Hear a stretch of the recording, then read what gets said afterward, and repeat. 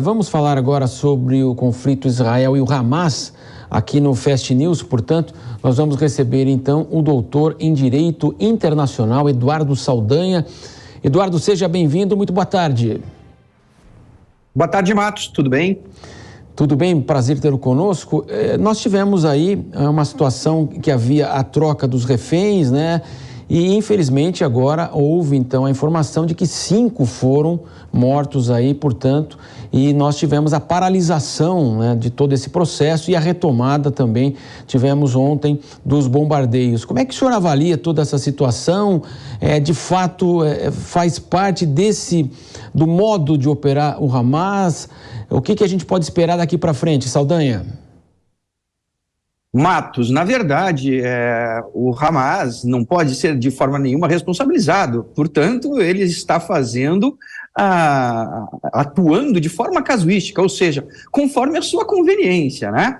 Não há acordo que vincule um grupo terrorista como o Hamas. Portanto, a ilusão de que o Hamas respeitaria todas as linhas, todas as vírgulas e todos os pontos deste acordo celebrado com Israel foi por água abaixo, mesmo porque já era esperado.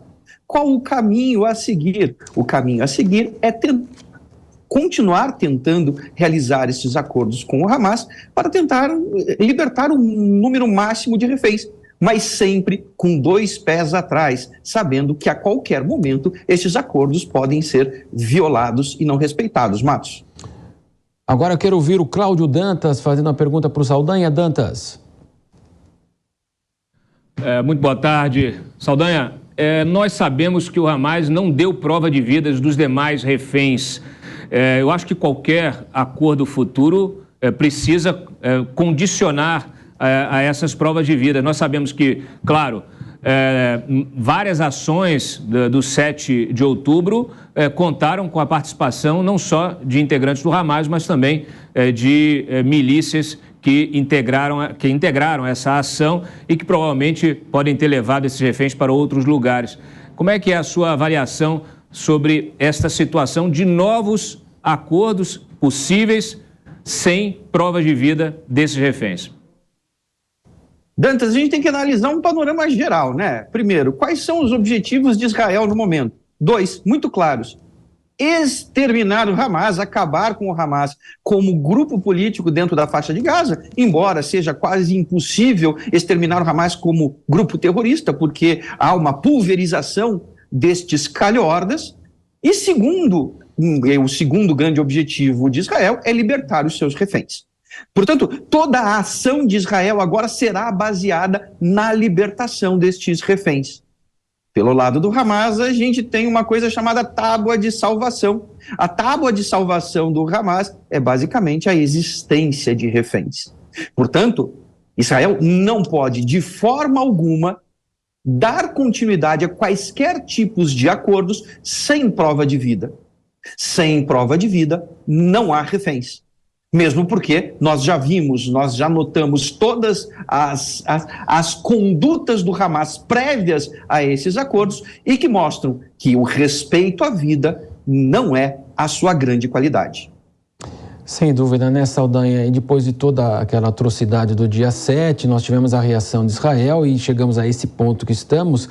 E também crescia anteriormente aí também a forma como Israel estava reagindo. Havia, perante a opinião pública, aí, críticas estavam aumentando. E nós tivemos esse período aí de uma trégua negociada que agora é interrompida justamente por esse fato aí da morte dos reféns. Como é que você avalia daqui para frente, então? Qual que é a sua expectativa? Se haverá ainda esse questionamento em relação à ação de Israel por parte aí da opinião pública? A opinião pública, ela sempre irá questionar qualquer tipo de ataque. Isso é fato. Então nós não podemos esperar nada menos do que críticas a quaisquer ataques feitos pelo Estado de Israel neste momento à faixa de Gaza. Porém, temos que também entender que o grande objetivo de Israel, mais do que exterminar o Hamas, é libertar os seus reféns. E como libertar os seus reféns se não há nenhuma vontade do grupo Hamas neste momento, considerando a interrupção desta trégua, a morte de reféns, não existe nenhuma vontade neste momento em apresentar e devolver estes reféns para Israel. A pergunta que deve ficar: qual é a saída de Israel? Esperar a boa vontade de um grupo terrorista? Um grupo que exterminou milhares de pessoas ao longo dos séculos? Esperar a boa vontade daqueles que mataram bebês, pessoas em suas casas? Israel tem o seu direito de defesa, tem o seu direito de buscar os reféns israelenses que estão na faixa de Gaza. E isso protegido e previsto pelo direito internacional. Nesse sentido, caso não haja o mais rápido possível prova de vida desses reféns, demonstração de boa vontade de entrega de reféns para Israel, é bem possível que as incursões terrestres e aéreas continuem por parte do Estado de Israel, até que eles consigam ou comprovar a morte dos reféns ou repatriá-los. Cláudio Dantas. Olha, minha pergunta, Saldanha, vai justamente, vamos ampliar um pouquinho, né? Sair um pouquinho. Uma das grandes dúvidas era justamente se Israel, depois desse cessar-fogo provisório, com a troca de reféns por prisioneiros do Hamas, como que seria essa retomada? E se Israel teria o apoio, manteria o apoio da comunidade internacional, especialmente Estados Unidos e países da Europa, para seguir, né, com a sua contraofensiva.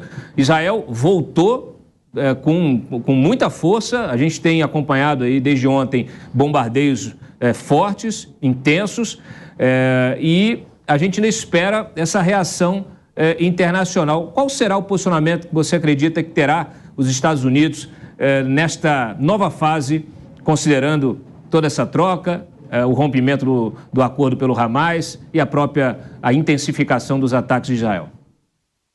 Dantas, antes de tudo, vamos colocar as coisas nos seus devidos lugares. Israel respeitou o cessar-fogo, respeitou a trégua, cumpriu com os seus deveres no acordo, libertou aqueles prisioneiros. O grande problema foi a violação por parte do Hamas, que voltou a fazer ataques que foram interpelados pelo Domo de Ferro. Portanto, vamos voltar à ordem natural das coisas. A violação partiu do Hamas, jamais de Israel. Israel interceptou foguetes, Israel libertou os prisioneiros segundo o acordo, recebeu os seus reféns. Portanto, não houve violação por parte de Israel. Não há motivo na política externa, não há motivo no direito internacional para condenar os atos de Israel neste momento. É por esse motivo, Dantas, que eu acredito, sim, que o apoio internacional que já havia a Israel deve permanecer. Não deveria, se Israel desse causa a estas violações, o que não aconteceu. Portanto, diplomaticamente e perante o direito internacional, é muito possível que sim, estes apoios de estados. Nós nunca podemos deixar de lado a fluidez da opinião pública. Portanto, os estados sim, acredito, continuarão a apoiar Israel neste momento. Saldanha, muito se fala, né, de que poderia passar para outros países também ali da região, outros territórios ali, esse conflito. Como é que você avalia o Líbano? Como é que você avalia também outras possibilidades? Muito se fala também que esses ataques que acontecem na fronteira seriam só para tirar também a tensão lá da mobilização israelense justamente na faixa de Gaza e tirar, assim, proveito disso, ou seja, atrapalhar um pouco essa ação que acontece especificamente em Gaza e que não haveria uma extrapolação ali do território da faixa de Gaza. Como é que você avalia esse ponto? Matos, uma coisa muito importante que nós devemos saber diferenciar é que muito destes ataques, muito dessa participação proveniente de alguns estados, como é o caso do Líbano, como é o caso da Síria, não parte de uma ação de caráter estritamente estatal.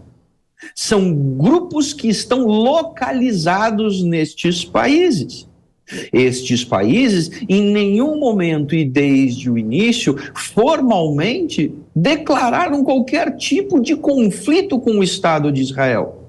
Portanto, a grande questão é: nós temos, sim, incursões, mas incursões devido à Jihad Islâmica, devido a Hezbollah. Estes grupos, sim, geram uma preocupação no Estado de Israel e certamente causam uma distração, uma fuga do foco do exército israelense para estes pontos fronteiriços, tirando um pouco a atenção da faixa de Gaza. Mas não esqueçamos, o exército de Israel tem poderio, tem potencial para resguardar todas estas fronteiras. Temos que identificar, sim, o inimigo. Muitas vezes, o inimigo não é o Estado do Líbano, o inimigo não é o Estado da Síria, mas grupos políticos, grupos terroristas que se encontram nestes países. Conversando com alguns sírios aqui no Brasil durante este conflito, todos eles foram categóricos ao afirmar: a Síria, a população síria, não quer interferência no conflito. Mas não podemos esquecer que existe uma grande quantidade de grupos terroristas atuando no território sírio. E esta, sim, é a grande preocupação, Marcos. Conversamos com o professor doutor em Direito Internacional Eduardo Saldanha, atualizando toda a situação entre Israel e o Hamas, depois dessa perda de 5 pessoas que foram executadas, portanto, pelo Hamas aí, nessa troca com os reféns, infelizmente. Saldanha, mais uma vez, um prazer tê-lo conosco aqui na programação da Jovem Pan. Um abraço, Matos. Obrigado. Obrigado, até mais.